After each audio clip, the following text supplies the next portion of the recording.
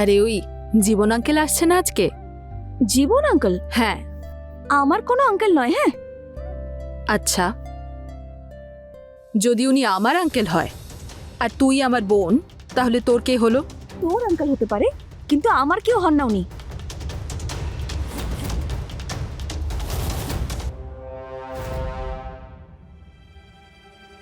নিজের কেউ নয়, কিন্তু নিজের থেকে অনেক বেশি করেন।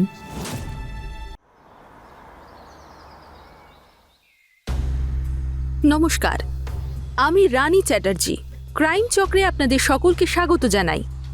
সমাজে অনেকবার সরলতার এইভাবে সুযোগ নেওয়া হয় যে যদি সে চিৎকারও করে তাহলে সেই চিৎকার কেউ শুনতেই পায় না। আর বেশিরভাগই তার শিকার এমন মানুষরা হয় যারা কিছু বলার সাহসটাই হারিয়ে ফেলে। এই অবস্থায় তারা কোনো আশার আলো দেখতেই পায় না, কিন্তু যখন কেউ আলো হয়ে জীবনে আসে তখন তার জীবনে উজ্জ্বলতা ফিরে আসে। রানীর জীবনে সেই উজ্জ্বলতা ছিল সুরেশ। দুজনেই ভালো বন্ধু ছিল, ক্লাসের টপার ছিল আর একে অপরকে সাহায্যও করত। কিন্তু সমাজের কুদৃষ্টি যে কিভাবে এসে পড়ে তা কেউই বলতে পারে না। এবার সুরেশ আর রানী এর হাত থেকে কি করে বাঁচবে, চলুন দেখা যাক। এই সুরেশ, আজ সিগারেট খাই? না, আমার একটু তাড়া আছে। হ্যাঁ জানি তো, রানীর সঙ্গে দেখা করতে যাচ্ছিস। আরে সেরকম কিছু না, আরে সামনে এক্সাম আমার। তোর তো জীবনটা ভালোই কাটছে, মেয়েরা তোকে বাড়িতে ডেকে নেয়। হ্যাঁ তো, আমি স্মার্ট, তোদের মতো আমি ক্লাস বাঙ্ক করি না। হ্যাঁ হ্যাঁ, সে তো ঠিকই, সেই জন্যই তোর কথা শুনছি। কৃষ্ণ, দেখ, ফালতু কথা বলিস না, কাজ কি সেটা বল। হ্যাঁ বলছি, এত পড়াশোনার মধ্যে ডুবে থাকিস না। আরে সবসময় বইতে মুখ না ডুবিয়ে একটু মেয়েদের দিকেও তাকা। আমার কাছে না তোর এই ফালতু প্রশ্নের কোনো উত্তর নেই। আমার এবার দেরি হয়ে যাচ্ছে, আমি যাচ্ছি। তুই নিজে এখানে টাইম পাস করতে থাক, ঠিক আছে? বাই।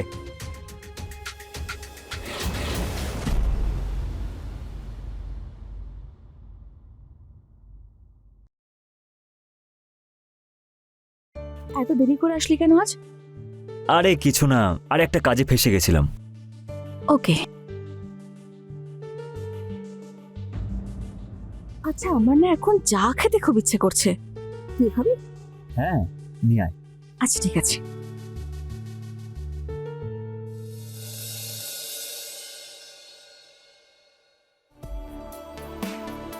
সুরেশ,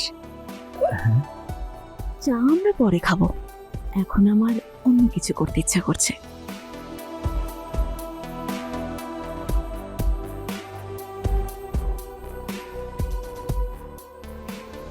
সুরেশ, চা। হ্যাঁ। কি ভাবছিলি তুই? আরে না না, কিছু না, ওই পড়াশোনার ব্যাপারেই একটু ভাবছিলাম। আচ্ছা, চা খা।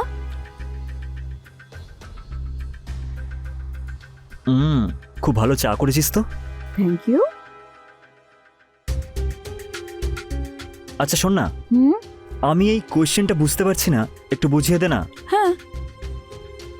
এইটা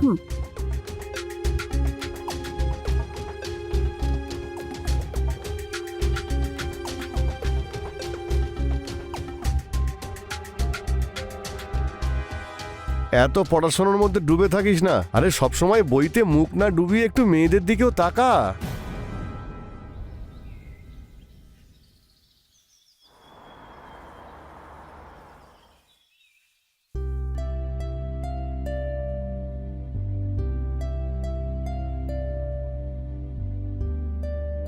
দিদি, কি করছিস এসব?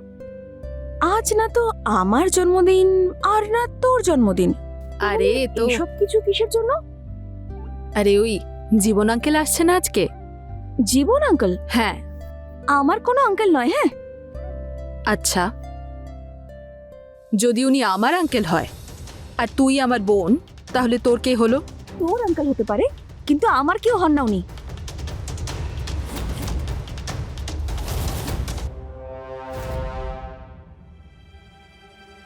নিজের কেউ নয়, কিন্তু নিজের থেকে অনেক বেশি করেন। এখন তো নিজের কেউ এত করে না যতটা উনি করেন আমাদের জন্য। ফ্রিতে থাকার জায়গা যে পেয়ে গেছেন উনি। হোটেলে থাকার ক্ষমতা ওনার আছে। এখানে শুধু এই জন্যই থাকে কারণ আমাদের জন্য চিন্তা করে। আর তাছাড়াও শুধু শুধু তো থাকে না। কেন? তোর জন্য এত জামা কাপড়, মিষ্টি, আর তোর কলেজের ফিস, আর এই গোটা বাড়ির খরচ উনি তো চালান। আর তুই তো ভালো করেই জানিস যে বাবা যাওয়ার পরে এই পুরো বাড়ির দায়িত্ব তো নিজের কাঁধেই তুলে নিয়েছেন। আচ্ছা শোন, আজ সুরেশকে বারণ করে দিস সন্ধ্যাবেলা যেন না আসে। আঙ্কেল আসছেন তো। তো তো এটা এই যে দুদিনের জন্যই তো আসেন। সন্ধ্যাবেলায় বসে আমরা একটু আড্ডা দেব, পড়াশোনার আর কি, ও তো রোজই করিস। আমি চাই না ওনার সঙ্গে কোনো রকম আড্ডা মারতে।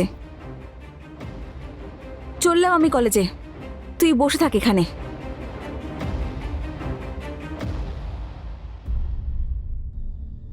কত বোকা এই মেয়েটা, ভালো মন্দের পার্থক্যটাই বোঝে না।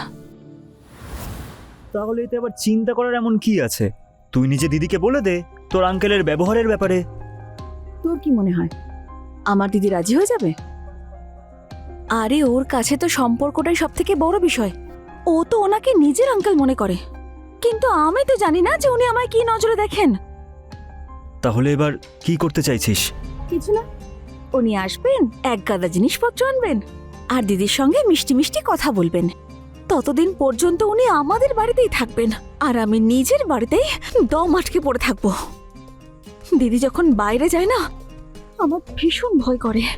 ঠিক আছে, আমি ভেবে দেখছি, কিন্তু ততক্ষণ তুই নিজের খেয়াল রাখ।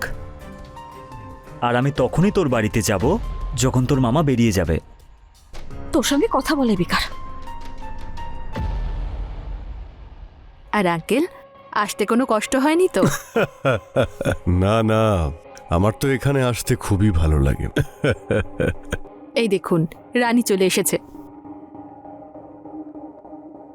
আসার পর থেকে 10 বার তোর কথা জিজ্ঞেস করেছে। নে তাড়াতাড়ি প্রণাম কর। আরে রুকমণি, এ কি? আরে না না না না না না না, এসো এসো, বসো।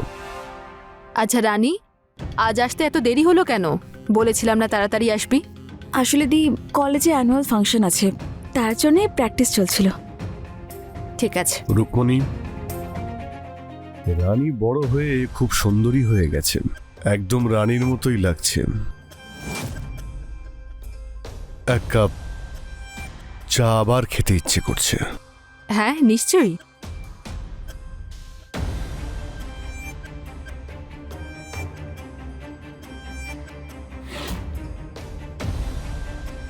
আর রানী, কি কি পড়াশোনা চলছে কলেজে? তোমার ফেভারিট সাবজেক্ট কোনটা? ইংলিশ আর হিস্ট্রি। আচ্ছা, আর লজ্জা পাচ্ছ কেন? আরো কাছে এসো। আমি ভাবছিলাম যে এইবার তোমার সামার ভ্যাকেশনে মুসৌরি ঘুরতে যাব। কিন্তু আমার সামার ক্যাম্প আছে, তাই আমি যেতে পারবো না। আচ্ছা ঠিক আছে, তুমি যেখানে বলবে আমি সেখানেই যাব। রুকমণি, রানী বড় হয়ে গেছে বলে এখন খুব লজ্জা পাচ্ছে। 19 বছর বয়স হলো ওর। ও এই নে, জানে। চমকে গেলেন তো? অভিনন্দন।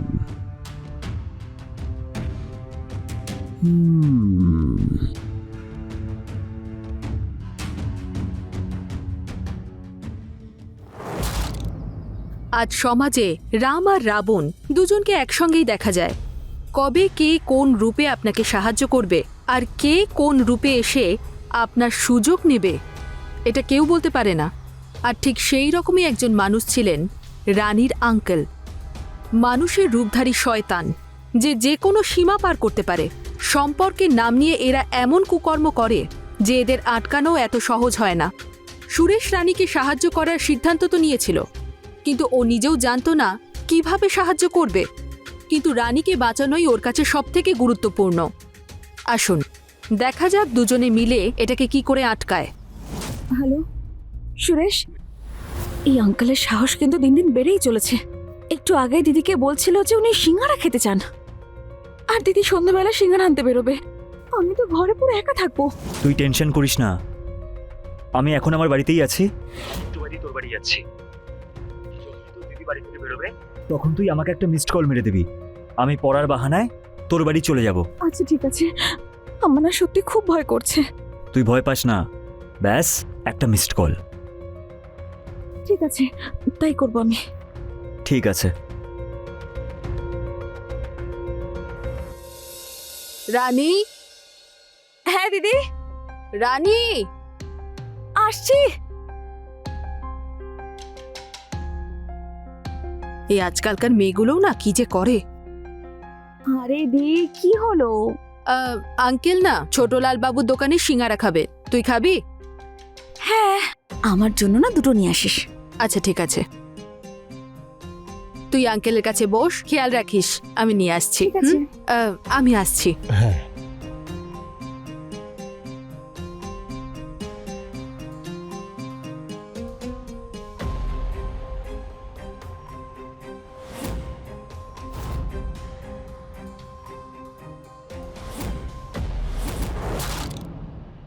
রানী, খুব জল তেষ্টা পেয়েছে আমার, একটু জল খাওয়াবে? হ্যাঁ আনছি।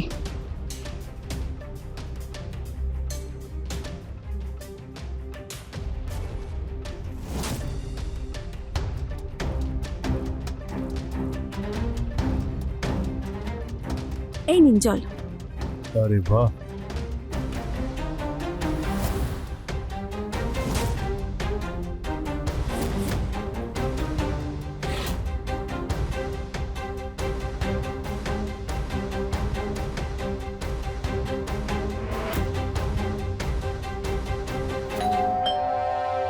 আঙ্কেল, আমার ফ্রেন্ড এসেছে।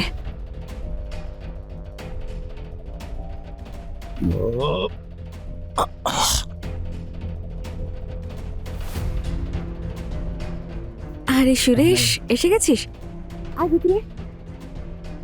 আঙ্কেল, ও হলো আমার ক্লাসমেট। আমরা দুজন এখন পড়তে যাচ্ছি। যদি আপনার কোনো জিনিসের প্রয়োজন হয় আপনি আমাকে ডেকে নেবেন, ঠিক আছে? ঠিক আছে, চল। চল।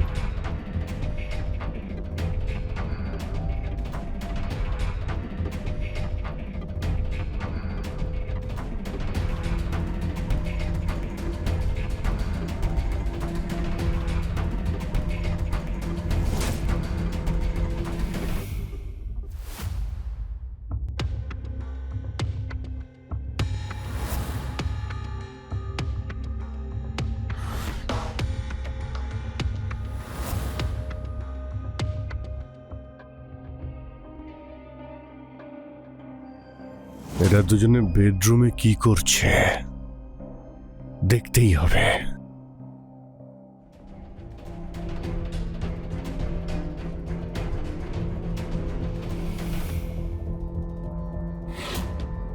বেডরুমে বসে কি পড়াশোনা হয় নাকি?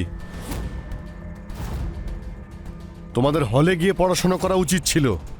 এই ছেলে, তোকে বলছি আমি।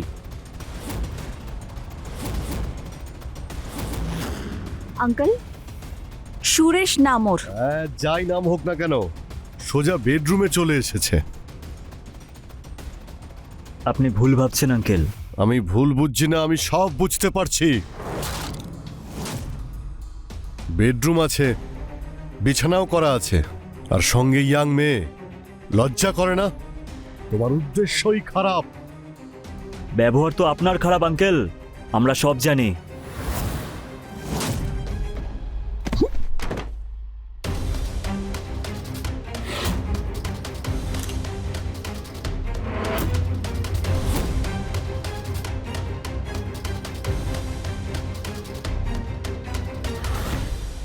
একা মেয়ে পেয়েছিস বলে কিস করছিস।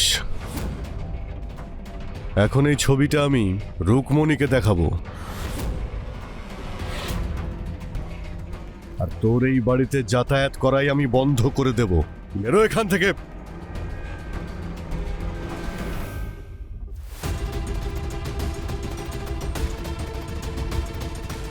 আরে রানী, আমি তো সুরেশকে আসতে বারণ করতে বলেছিলাম। আসলে আমি বইটা দিতে এসেছিলাম। আহ, আচ্ছা, আমি আসছি। আচ্ছা, এসেছো যখন সিঙ্গারা খেয়ে যাও। না না, আমার একটু তাড়া আছে।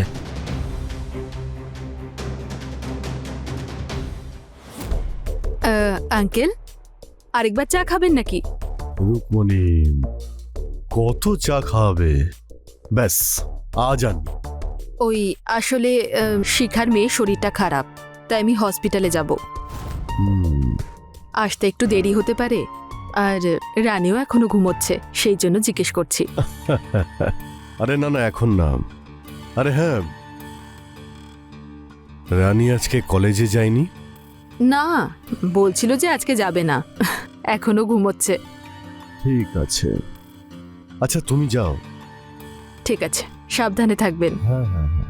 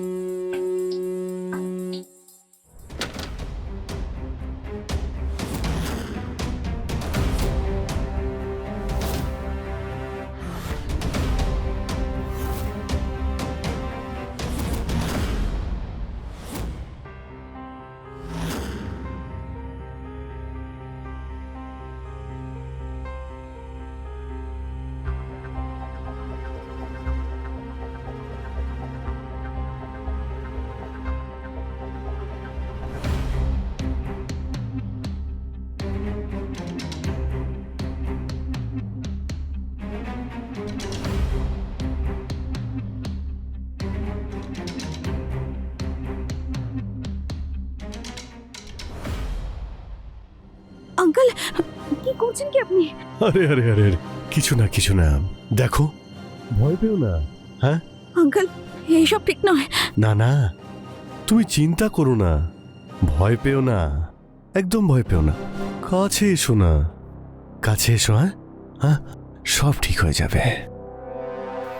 এসো। ও আঙ্কেল। এরে, ও তো তুই, তোর ছবি চাই না? পাবি না। আমি ওই ফটোটা নিতে আসিনি। তাহলে কি? কাল যে আপনি আইডিয়াটা দিয়েছিলেন, আমি তো সেটার জন্য এসেছি। কোন আইডিয়া? সেটাই, যেরকম আপনি আমাদের ফটো নিয়েছিলেন, সেরকম আমিও আপনার ভিডিওটা নিয়ে নিয়েছি। ওই দেখুন ক্যামেরা।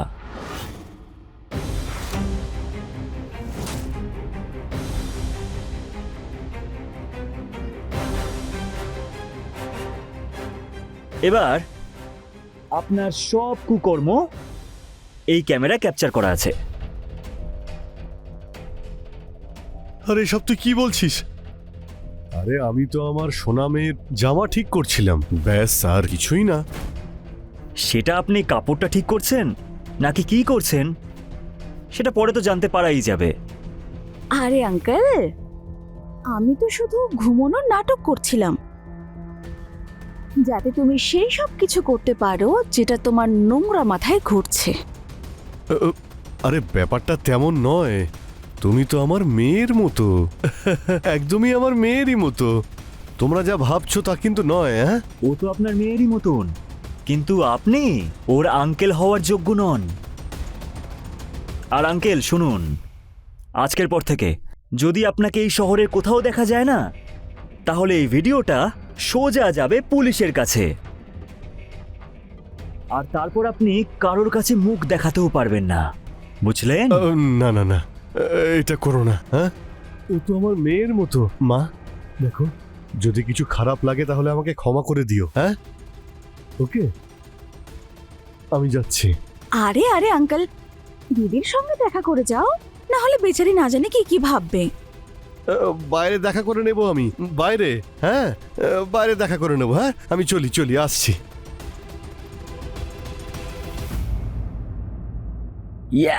ফাইনালি আমরা করে দেখালাম।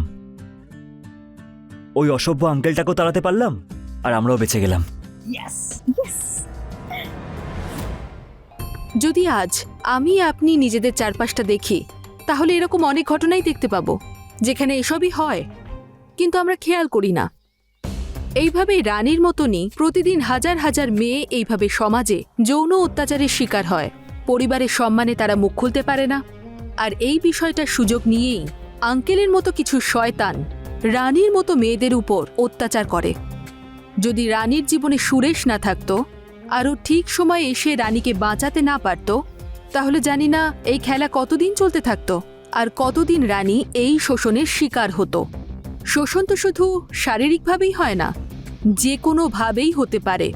সেই জন্য নিজের চারপাশে সাবধানতা বাড়াতে হবে, আর এরকম যে কোনো ঘটনাকে আটকানোর চেষ্টা করুন, কারণ আমি আর আপনি মিলেই সমাজকে ভালো করে তুলতে পারি।